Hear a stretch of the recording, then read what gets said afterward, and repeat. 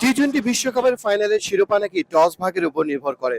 শুধু দ্বিতীয়টি বাদে সব আসরের শিরোপা জয়ীরা জিতেছিল টস, আর তাই তো টস জিতে চওড়া হাসি রোহিতের ব্যাটিং এর সিদ্ধান্ত।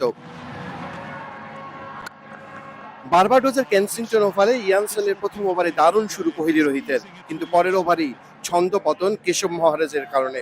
বিদায় নিতে হয় রোহিত শর্মা, ঋষভ পান্তের। এরপর রাবাদার শিকার হয়ে সূর্যকুমারও দ্রুত ফিরলে বিপাকে পড়ে ভারত।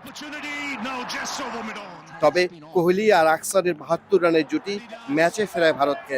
দারুণ খেলতে থাকা আকসার দুর্ভাগ্যজনকভাবে রান আউটের না হলে স্কোরটা আরো বড় হতে পারত। কোহলি ৭৬ রান করে ইয়ানসেনের শিকার হন। চ্যালেঞ্জিং সংগ্রহের কাছে চলে যায় ভারত।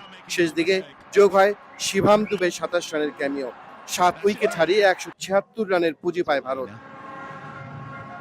জবাবে শুরুতে বুমরার শিকার হয়ে ফেলেন ওপেনার রেজা হেনড্রিক্স। তৃতীয় ওভারে মার্করামকে ফেরান আর্শদীপ। স্টাফসকে নিয়ে ভালো জুটি করেন ডিকক। ৩১ রান করে স্টাফস বোল্ড হন সে আকসারের বলে। আর্শদীপের দ্বিতীয় শিকার হয়ে ডিকক ফেরেন ৩৯ রান করে। এরপর দাপুটে হাফ সেঞ্চুরি করে দলকে এগিয়ে নেন হেনরিক ক্লাসেন। ৩০ বলে ৩০ রান যখন দরকার প্রোটিয়াদের ইতিহাস করতে, তখনই উদ্ধারকর্তা হিসেবে হাজির হার্দিক। ২৭ বলে ৫২ রান করে ক্লাসেনের শিকার হন তার। ইয়ানসেনকে বোল্ড করে ম্যাচ জমিয়ে তোলেন জসপ্রীত বুমরা। শেষ ওভারে দরকার ছিল ১৬ রান, তবে তার মেলাতে পারেনি প্রোটিয়ারা।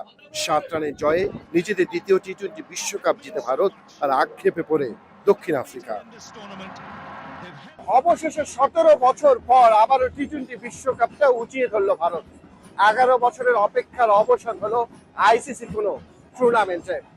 এবার আর কোনো ফাইনালে এসে চোখ করেনি বিরাট কিংবা রোহিতের দল। শেষ পর্যন্ত নিজেদের বিশ্বকাপটা রাঙিয়ে নিলেন এই দুজন। Namit, Jamuna sports, Barbados, West Indies.